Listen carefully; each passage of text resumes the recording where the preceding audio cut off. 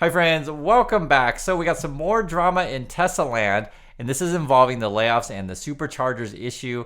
It turns out there's this crazy email going around, and we got to read it here. Headline: Read the wild email Tesla is sending to suppliers amid supercharger chaos, and this is on May 3rd, 2024. Let's read this email. To all concerned, and whenever I see this kind of thing, it's like not a personalized email. It's like, okay, you may be aware that there has been a recent adjustment with the supercharger organization, which is presently undergoing a sudden and thorough restructuring. So, I'm sure we all heard the news by now. And so if you're a supplier and you're like, okay, what's going on with this thing? Am I still working with you, etc.? So they're just calling it adjustments, and they're saying this is a sudden and thorough restructuring.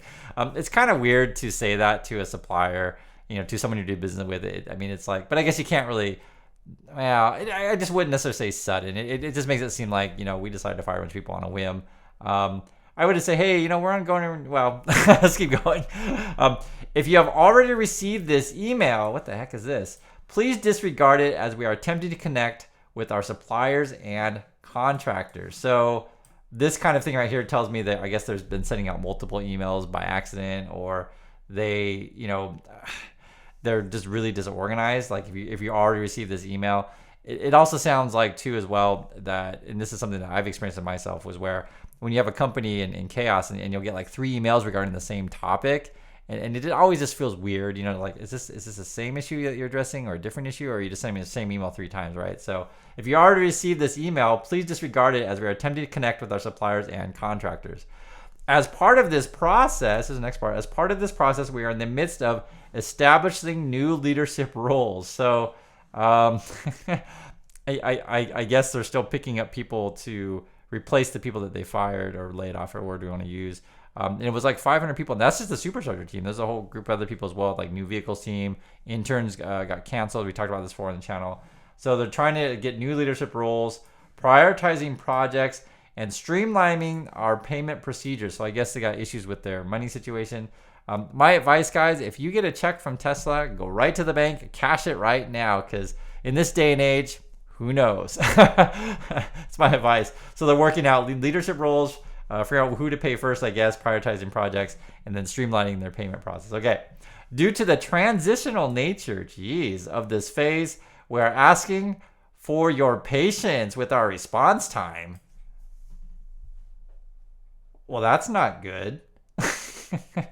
Okay, if someone's like, yo, we've been trying to email you. If you got this email multiple times, we're just trying to find our leaders.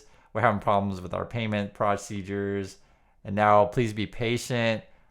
I'd be like, I want my money. Where's my money? That's what I'm thinking about. Transitional nature of the, oh, this is crazy. This is a crazy email. Okay, here's more. I understand that this period of change may be challenging, and that patient is not easy when expecting to be paid. Oh no, this is a real, what the heck is this? I understand that this period of change may be challenging, and that patience is not easy when expected to be paid. I agree with that. It's hard to be patient when you need that money. It's just real, guys. If someone's going to pay you and you have, things that you got to do in your business, yeah, I want to be paid for sure. However, I want to express my sincere appreciation, thank you, for your understanding and support as we navigate through this transition. Okay, this is my response when someone sends me this kind of email. I don't want your appreciation for understanding. I want your money. send me the money right now. I want to express my sincere appreciation for your understanding and support as we navigate through this transition. Now, I don't want your understanding. I want your money. Give me the money. Okay, what's going on here? At this time, please hold on breaking ground on any newly awarded construction. So they're saying, like, don't do anything right now, right? Because we don't know if we're going to pay you or something, right? That's how I read this. At this time, please hold on any breaking ground on any newly awarded construction projects and planned pre-construction walks. So just don't do anything, basically. And it's funny because when we heard about the firings and people were like, well, hey, what happened to your supercharger network? I remember Elon tweeted out something like, oh, we're just going more slowly, and we're going to be like more profitable or something. If stopping construction is really slow, I guess so. Please hold on breaking ground. Okay, what else we got here? If currently working on an active supercharger construction site, oh, right. Please continue. Okay. So don't start anything new. Keep working on something. The problem is though, what if you're like working with these people and like you need the money?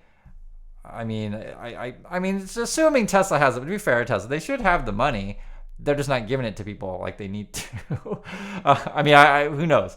Okay, so don't break new ground. If you're working, keep working.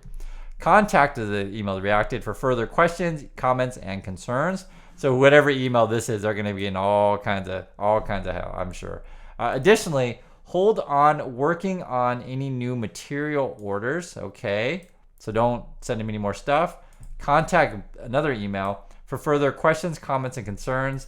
If waiting on delayed payment, okay, please contact another email for a status update. Thank you for your cooperation and patience. And it's actually kind of funny because we don't have the email, so I don't know if this is like a person or a general email. And I don't know if it says that here. Maybe not. I'm just looking quickly. That's kind of thing that I read when I read that. Yeah, I didn't necessarily say.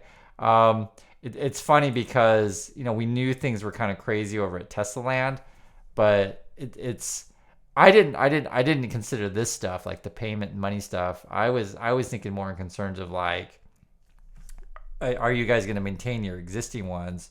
Because I didn't necessarily. I was thinking that didn't necessarily mean you have to like be paying people. But to be fair, I'm just talking out loud with you guys. One of the things that always kind of bugged me about the superchargers, and I've used these things, is the location of these things. So sometimes they're at gas stations, and I don't know if Tesla has to exchange hands with money with with that kind of stuff, or they have like a separate agreement on who owns said land. I'm assuming that you'd be leasing said land, and if you guys know these details, you can let me know. I'm just sharing thoughts with you. The other thing I've always wondered about the supercharging stuff as well is when you put your superchargers like in these parking lots of either gas stations, sometimes it's in a grocery store or like a strip mall, is like those places aren't really designed for that kind of traffic, and I've always questioned the whole legitimacy of putting supercharger stations in locations that weren't really designed for that, if you guys know what I'm saying. Because like, when you design, hopefully design well a parking lot or a gas station, not a supercharger, you design it so traffic can go in and out and go smoothly, right? And the way the superchargers are, they're just like taking existing property and putting it in on there. So even though I think the supercharger thing itself, like, it does work, right? And I know that you want to put these in many locations as possible for people to have access to it and to use it, etc. But this is sort of why, like, the network itself was one of the big selling points of Tesla. And it's not just opinion, it was a big selling point of them. And so, for some locations, depending on where you are, you may not have enough in your area, and you would want them to build more. The other thing too regarding the Tesla stuff is like how much subsidies are they getting for these things, and also too the same with subsidies with the cars. I want government subsidies here, and when the subsidies start flowing, how's Tesla going to do as a company in terms of their cash flow? I think that's a real concern. I'm just bringing up other things, let alone the chaos that's going now.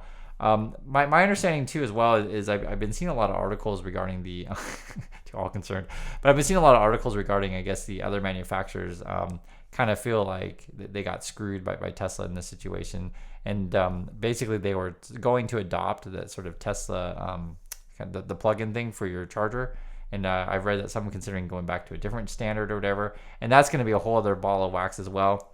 Other people have mentioned that perhaps the supercharger network has always been a money-losing proposition for them, and then they're just like, hey, we got to get out of this thing, etc. But just the way things were done, this just shows it's very similar to what we saw with the Twitter situation. So, sometimes the fanboys and fangirls say, "Wow, Chris, look at how well Twitter is being run, and look how awesome it is." He fired everybody, and they're still doing awesome. But I would disagree. Twitter's losing money, they're losing advertisers, and so I don't know what you define is awesome. In terms of a business, that's kind of what we talk about all the time on channels. This is numbers, right? I want to make money. I want to have a profitable business. And so this kind of stuff, when I see like, hey, you're not paying contractors and you're disorganized, it just shows how like unplanned this stuff was. Normally, if you are going to fire people, you already have things like ready to go. And especially, guys, if there are payments going out to, maybe some of these contractors are smaller, smaller people, et cetera, and they can't necessarily just wait for your payment a month later or whatever, right? I don't know who they're doing business with, but I do think it's not good to pay people if you owe them money, etc. So that's just my thoughts on this. Love to hear your thoughts in this email. Have you seen something like this before? It's a pretty crazy one. And I'll catch you next video.